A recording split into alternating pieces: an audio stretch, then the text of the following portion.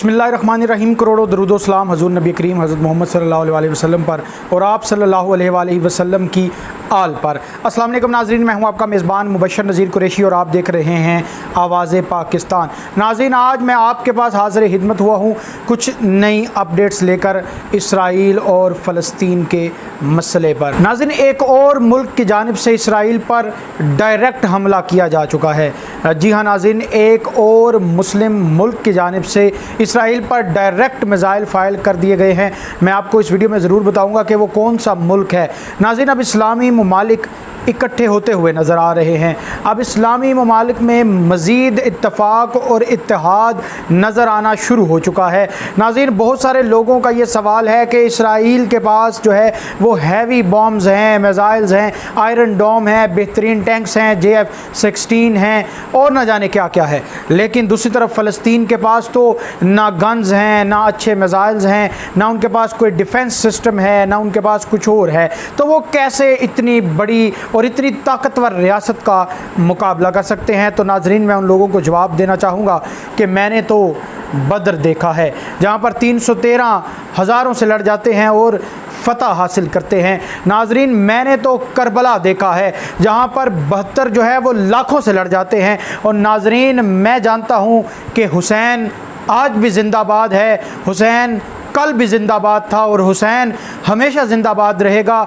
Yazid कल भी मुर्दाबाद था, यजीद आज भी मुर्दाबाद है और यजीद हमेशा मुर्दाबाद रहेगा। मैं आपको कुछ तस्वीर दिखाना चाहता हूँ।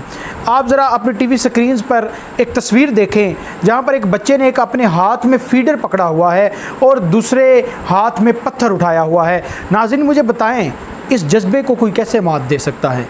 नाज़रीन, ये बच्चा जिसे शायद अभी ये भी नहीं मालूम कि मैंने जो है अपने कपड़े कैसे पहनने हैं, जिसे ये भी नहीं मालूम मैंने खाना कैसे खाना है, जिसे ये भी नहीं मालूम कि मैंने टॉयलेट कैसे जाना है, लेकिन उस बच्चे के अंदर जज्बा ईमानी देखें।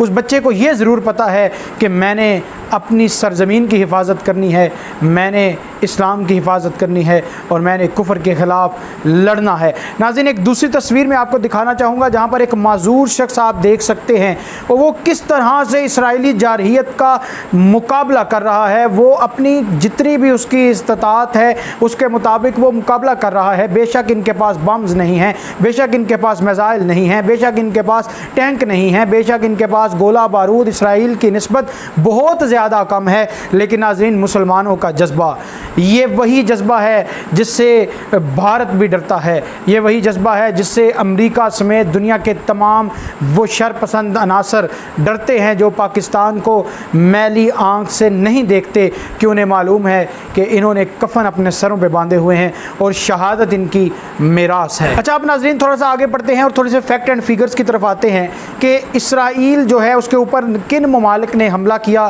किस तरह से हमला किया। नाज़रीन, अगर आपको बताता चलूँ तो इजिप्ट जो है उसने भी अपने बॉर्डर्स जो हैं जो खोल दिए हैं फ़लस्तीनियों के लिए, कि जितने भी गज़ा पट्टी के साथ, शायद आप लोगों ने देखा हो कि गज़ा पट्टी के साथ ही इजिप्ट का बॉर्डर है। इजिप्ट ने भी अब अपना बॉर्डर खोल दिया है कि जितने भी फ़लस्तीनी और गज़ा जितने भी मरीज़ हैं, ताकि उनको इजिप्ट के हस्पतालों में लाया जा सके और इनको अच्छी इलाज की सहूलियात फराहम की जा सके। अब नाज़रीन, एक और ब्रेकिंग न्यूज़ आपको बताता चलूँ कि जॉर्डन ने भी डायरेक्ट हमला कर दिया है। जी हाँ, जॉर्डन ने भी मिसाइल्स फायर कर दिए हैं इसराइल पर। और इसराइल में अब जो आयरन डोम सिस्टम है, जो उनके ऐसे मिसाइल सिस्टम है जो कि हवा में ही इसराइल की तरफ आने वाले मिसाइल्स को तबाह कर देता है, उसकी भी जो कारकर्दगी है आप जानते हैं अब पहले से बहुत हद तक मुतासर हुई है और उसकी कारकर्दगी भी 100% नहीं है। जी हाँ नाज़रीन, आयरन डोम सिस्टम भी नाकाम होता हुआ दिखाई दे रहा है और इसराइल के बहुत सारे यहूदी जहन्नम वासिल होते हुए नज़र आ रहे हैं। अच्छा नाज़रीन, अब देखना यह है कि कौन कौन सा मुल्क जो है वो इसराइल के ख़िलाफ़ मैदान में है। नाज़रीन, जो है लेबनान जो है वो इसराइल के ख़िलाफ़ मैदान में है, इजिप्ट मैदान में है, जॉर्डन मैदान में है और बहुत से ऐसे ममालिक हैं जो कि जिनके बॉर्डर्स जो हैं वो इसराइली और फ़लस्तीनी बॉर्डर्स के साथ अटैच हैं या वो करीब हैं और वो वहाँ पे डायरेक्ट हमला कर रहे हैं या उनकी कुछ जहादी तंजीमें हैं जो वहाँ पर हमला कर रही हैं।